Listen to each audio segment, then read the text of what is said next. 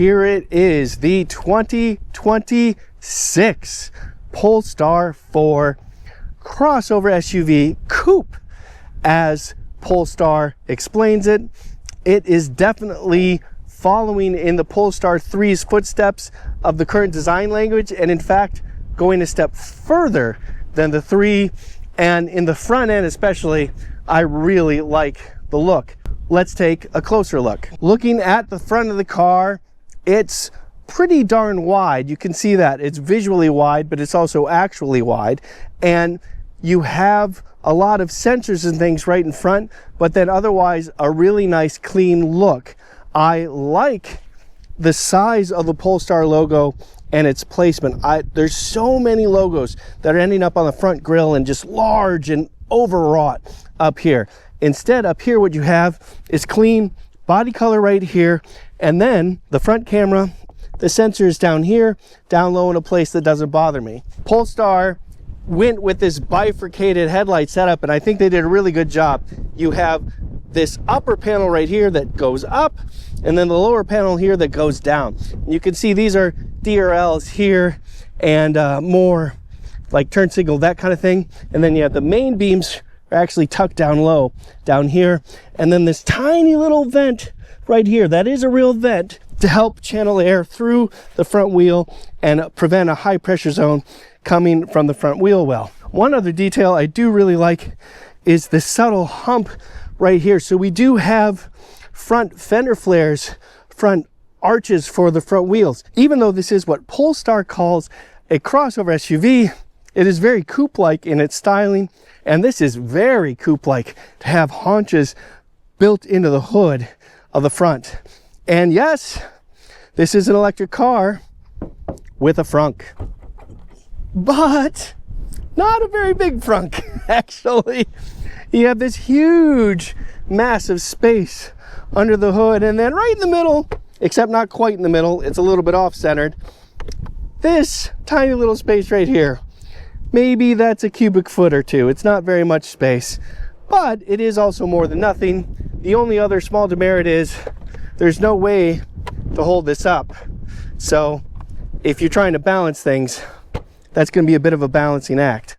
We do also have easy access to our windshield washer fluid, except it's under this plastic panel right here, but then there it is right there.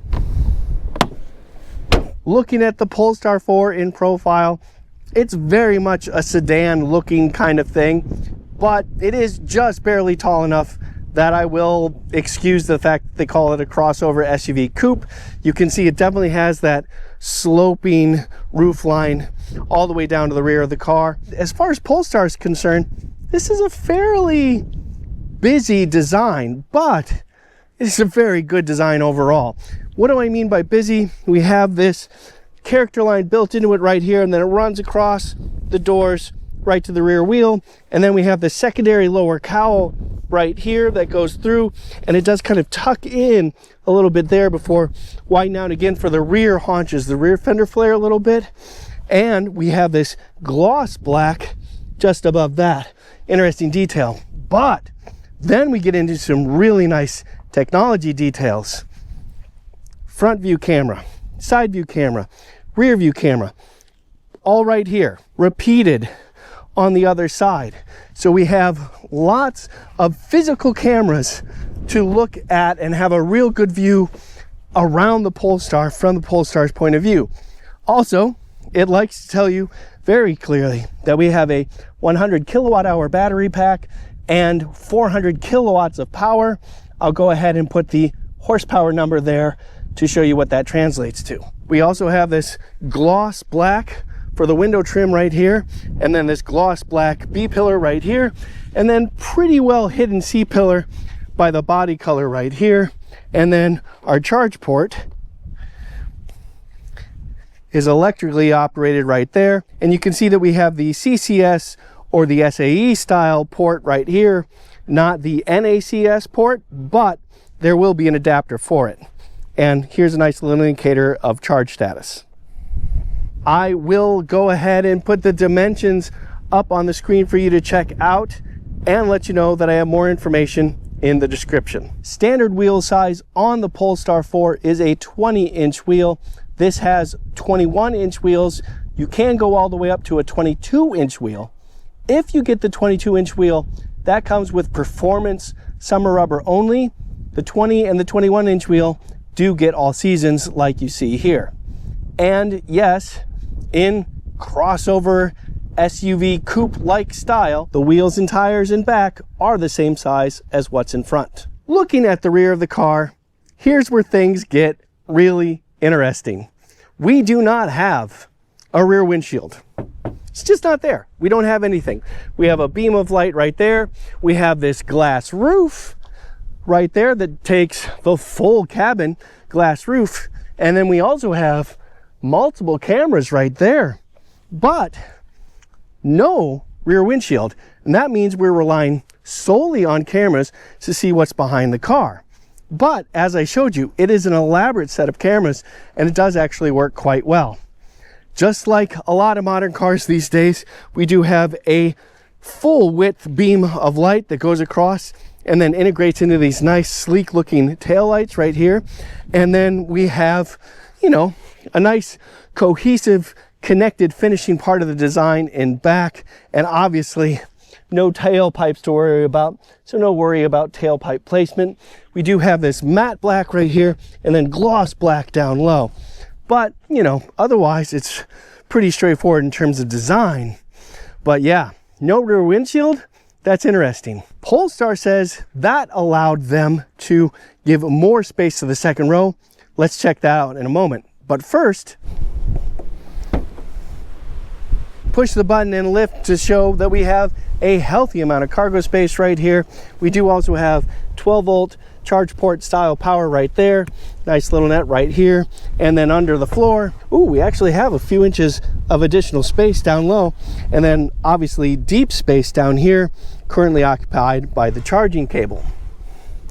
I'm really running out of time, but as you can see, there is a 60-40 split in the seats, so you can fold the seats down as well for more space. And this little bit comes down and does give you exposure to the cabin. That's interesting.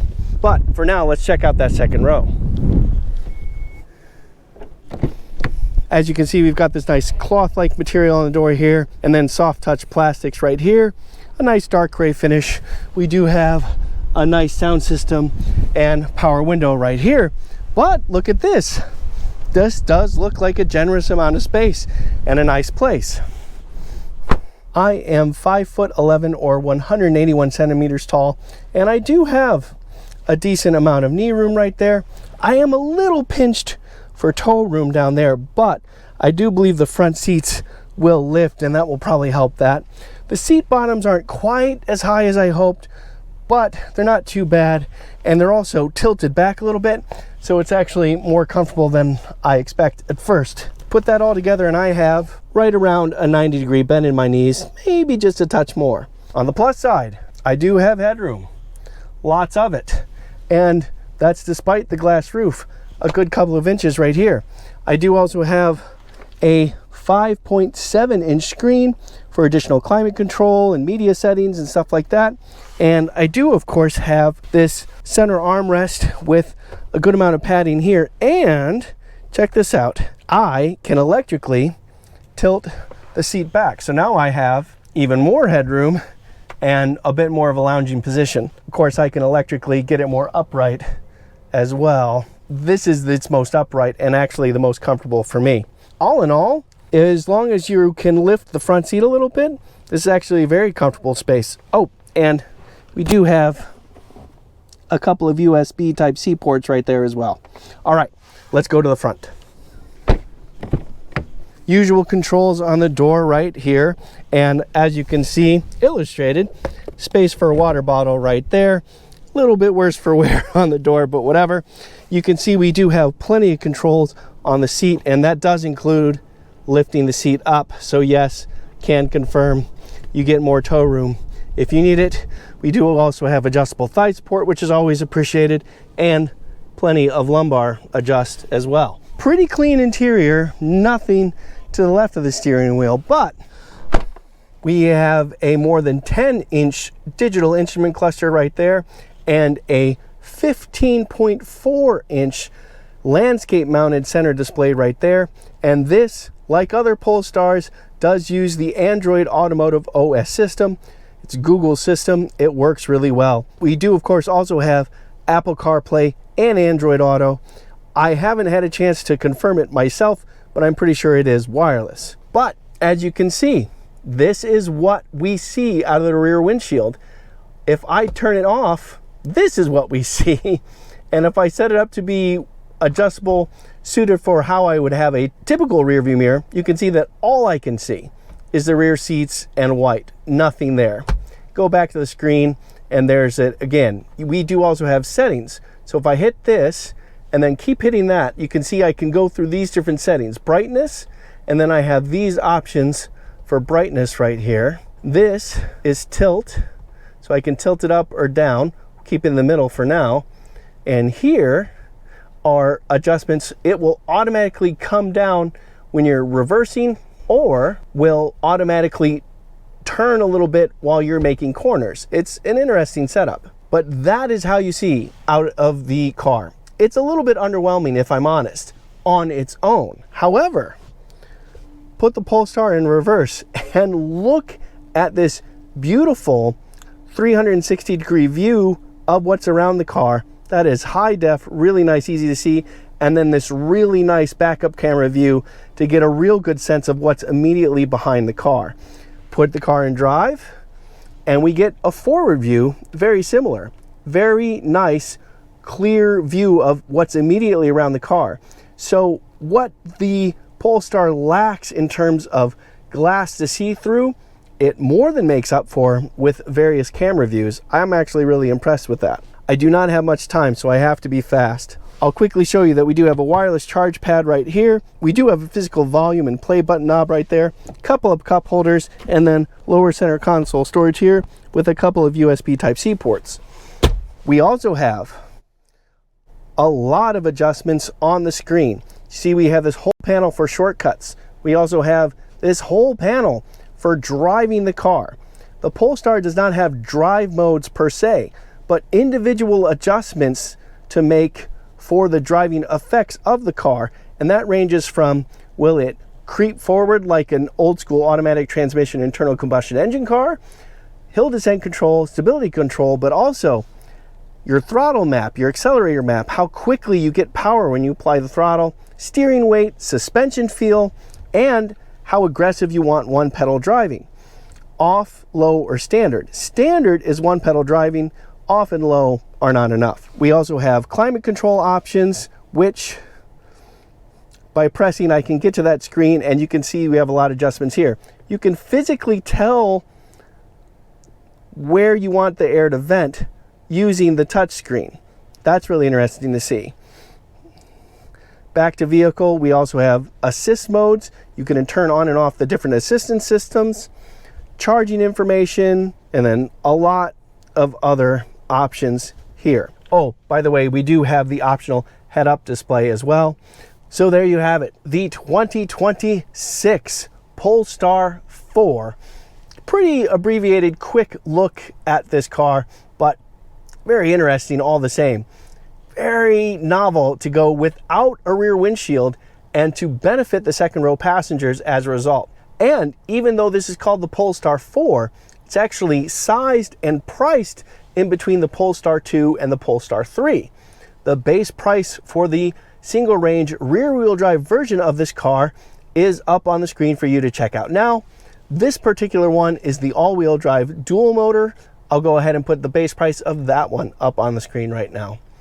The Polestar 3, I thought and still think, is a very beautiful machine. In some ways, even prettier than this one. But there's aspects of this car that are super interesting and really creative and taking a novel approach to what a car should be going forward and using different propulsion. And I think the Polestar 4 in many ways is very, very compelling. I'm Robin Warner. Thank you very much for watching.